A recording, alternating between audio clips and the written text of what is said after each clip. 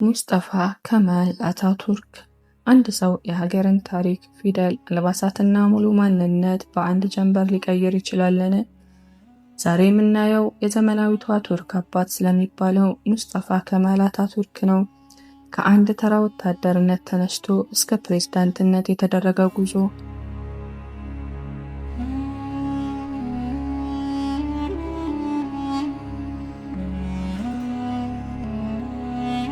ሙስጠፋ ከአባቱ አሊ ሪዛ ኤፈንዲ እና ከእናቱ ዙበይድ ሃኑም እንደ አውሮፓውያን አቆጣጠር በ1881 በቀድሞዋ የኦቶማን ኢምፓየር ግዛት በአሁኗ ሰሜናዊ ግሪክ መካከለኛው መቄዶንያ ከምትገኘዋ ሰሎኒካ ተወለደ።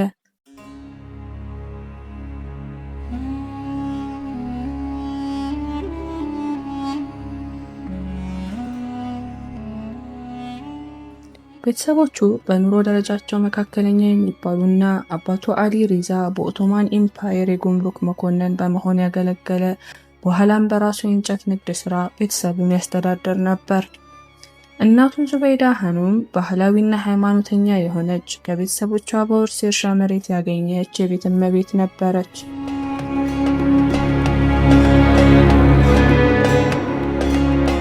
በእናቱ ፍላጎትና ግፊት በቁርአንና ሃይማኖታዊ ትምህርቶችን ወደሚሰጥበት ሐፊዝ መሕመድ ኤፈንዲ ትምህርት ቤት የገባ ቢሆንም ነገር ግን ብዙም ቀናትን ሳይቆይ ከዛ በመውጣት ወደ ሸምሲ ኤፈንዲ ትምህርት ቤት በአባቱ ግፊት በመግባት ዘመናዊ የቀለም ትምህርትን ጀምሯል።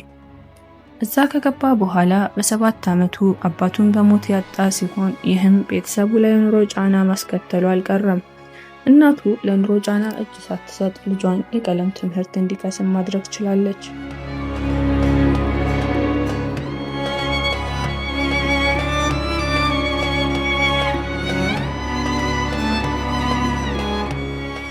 ከአባቱ ሞት በኋላ ሙስጠፋ በሲቪል ትምህርት ቤት ትምህርቱን ቢቀጥልም ከማስተማር ዘዴውና ከልጆቹ ጋር መስማማት ባለመቻሉ ትምህርቱን ለማቋረጥ ተገዷል።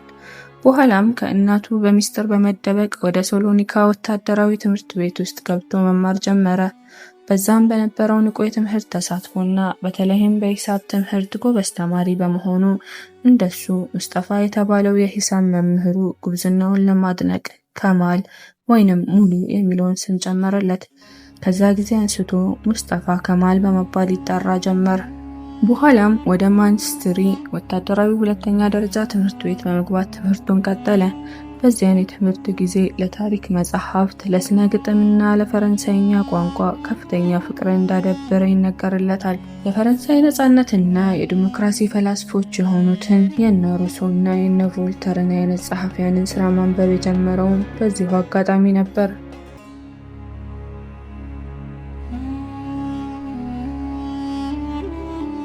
የሁለተኛ ደረጃ ትምህርቱን እንዳጠናቀቀ በ1899 በዋና ከተማዋ የሚገኘውን የኦቶማን ወታደራዊ አካዳሚና ኮሌጅ ተቀላቀለ። በዛም የነበረውን ቆይታ በ1905 እንደ አውሮፓውያን አቆጣጠር በካፒቴንነት ማዕረግ በመመረቅ አጠናቀቀ። ለሙስጠፋ ከማል በዓለም አቀፍ ደረጃ ታዋቂ ያደረገውንና ለወደፊት የቱርክ መሪነቱ ትልቁን መሰረት የጣለለትን ወሳኝ ምዕራፍ ቢኖር የጋሊፖሊ ውጊያ ነው። የአንደኛው ዓለም ጦርነት ሲፈነዳ አታቱርክ በቡልጋሪያ ሶፊያ ከተማ የኦቶማን ወታደራዊ አታሼ ሆኖ ያገለግል ነበር። ሀገሩ ወደ ጦርነት ውስጥ መግባቱን ተከትሎ እሱም የቢሮ ውስጥ ኃላፊነቱን በመተው ለጦር ሚኒስቴሩ ባቀረበው ጥያቄ መሰረት ጦርነቱን ተቀላቀለ። በየካቲት 1915 እንደ አውሮፓውያን አቆጣጠር አዲስ ለሚቋቋመውና በጋሊፖሊ ልሳነ ምድር ለሚሰፍረው ወታደር አዛዥ ሆኖ ተሾመ። በሚያዝያ 25 1915 እንደ አውሮፓውያን አቆጣጠር በጋሊፖሊ ባህር ዳርቻ የጠላት ወታደሮች ድንገተኛ ማረፍ ሲጀምሩ ሙስጠፋ ከማል ያለምንም የበላይ አካል ትዕዛዝ የራሱን ተነሳሽነት በመውሰድ ጦሩን ወደ ስልታዊው ኮረብታ አመራው። በወቅቱም የኦቶማን ወታደሮች ጥይት አልቆባቸው ወደ ኋላ በመሸሽ ላይ ሲያገኛቸው በታሪክ የተመዘገበውን ዝነኛ ንግግር አደረገ። እኔ እንድትዋጉ ሳይሆን ለሀገራችሁ እንድትሞቱ ነው ማዛችሁ። እኛ እስክንሞት ሌሎች ወታደሮችና አዛዦች መጥተው ይተኩናል ሲል አነቃቃቸው። የጋሊፖሊ ውጊያ ለኦቶማን ኢምፓየር ታላቅ ድል፣ ለእነ ብሪታንያ ደግሞ አሰቃቂ ሽንፈት ሆኖ ተጠናቀቀ። በዚህም ጦርነት ሙስጠፋ ከማል ባሳየው ድንቅ የጦር ስትራቴጂና መሪነት የኮሎኔል ማዕረግ ለማግኘት በቱርክ ሕዝብ ዘንድ ብሔራዊ ጀግና ሆኖ ወጣ።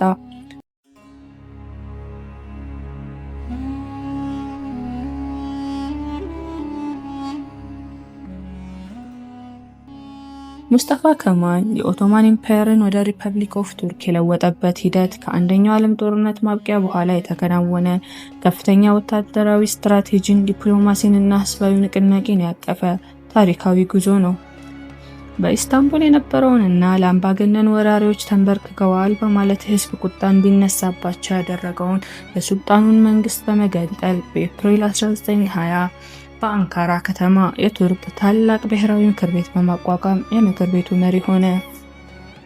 አዲስ የተደራጀው የብሔርተኞች ጦር ዙሪያቸውን በመዋጋት ተደጋጋሚ ድል ማግኘት መቻሉን ተከትሎ ሱልጣኑ የቱርክ መሬትን ለጠላት አሳልፎ ሰጥቷል በማለት የሚከሰስበትን የሴቭረስ ውልን በመሰረዝ በምትኩ በሐምሌ 1923 በስዊዘርላንድ የሎዛን ውል ተፈረመ። ይህ ውል የአሁኗን ቱርኪየ ድንበር በዓለም አቀፍ ደረጃ እንዲጸድቅ ያደረገ ሆነ።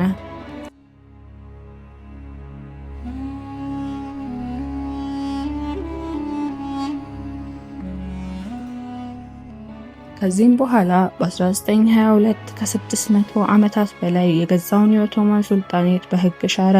በኦክቶበር 29 1923 የቱርክ ብሔራዊ ምክር ቤት የሀገሪቱን አስተዳደር ሪፐብሊካን አድርጎ አወጀ። በ1924 ሃይማኖትና ፖለቲካ ሊለያዩ ይገባል በማለት የኸሊፋነት ስርዓትን ሙሉ ለሙሉ በመሻር የንጉሱን ቤተሰብ ከሀገር እንዲባረሩ አደረገ። ከዚህም በኋላ ሃይማኖትና መንግስት ለየቅል ናቸው በማለት የእስልምና ሸሪያ ህግጋትን በስዊዘርላንድ የሲቪል የህግ ማዕቀፍ በተመሰረተ ህግ ቀየረ። ይህን ተከትሎም የሃይማኖት ትምህርት ቤቶች እንዲዘጉ፣ ቀድሞ ይጠቀሙበት የነበረውን የአረብኛ ፊደላት ወደ ላቲን አልፋቤት በመቀየር ለቱርክ ቋንቋ እንዲያገለግሉ፣ ለሴቶች የመምረጥና መመረጥ የንብረትና ፍቺ መብቶችን አያይዞ አጸደቀ። ባህላዊውንና ከሃይማኖት ጋር የሚገናኘውን የኦቶማን ኮፍያ ፈዝን በመከልከል ህዝቡ ዘመናዊ አልባሳትን ብቻ እንዲጠቀሙ፣ አዛንና ቁርአን በቱርክኛ ብቻ እንዲነበብ፣ ሴቶች ሂጃብ እንዳይለብሱ የሚያስገድዱ ህጎችን በማጽደቅ አወጀ። በ1934 ሁሉም ዜጋ የቤተሰብ ስም ወይንም ሰርኔም እንዲኖረው የሚያዝ ህግ አጸደቀ። ከዚህ በኋላ አታቱርክ ወይንም የቱርክ አባት የሚል ቅጽል ስምን አገኘ። ነገር ግን በመላው ዓለም በሚገኙ ሙስሊሞች ዘንድ በልባቸው ውስጥ ቅሬታን ፈጠረ። አታቱርክ ሙስሊምን የማይወክል እስልምናን ለማጥፋት የተፈጠረ አዲስ አምባገነን ነው ሲሉም ኮነኑት።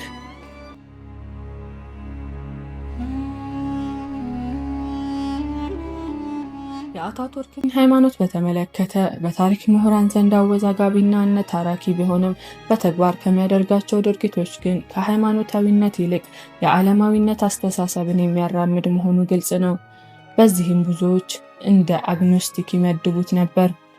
አታቱርክና ባለቤቱ ለቲፍ ሃኑም በጃንዋሪ 1923 እንደ አውሮፓውያን አቆጣጠር ጋብቻቸውን የፈጸሙ ሲሆን በዛን ወቅት እሷ በፈረንሳይ ሀገር የህግ ትምህርትን እየተማረች ነበር። ሆኖም ጋብቻቸው ብዙም ሳይቆይ በኦገስት 1925 ከ2 ዓመት ከግማሽ በኋላ በፍቺ ተጠናቋል። አታቱርክም ከዚያ በኋላ ሌላ ትዳር አልመሰረተም። የአብራኩ ክፍያ የሆኑ ልጆች ባይኖሩትም በጉዲፈቻ 8 ሴትና 1 ወንድ ልጆችን አሳድጓል። ካሳደጋቸው ልጆች ውስጥ በጣም ታዋቂዋ ሳቢሃ ጎክቸን የቱርክ የመጀመሪያዋ ሴት አውሮፕላን አብራሪና በዓለም ታሪክ የመጀመሪያዋ ሴት ጄት ተዋጊ ለመሆን በቅታለች።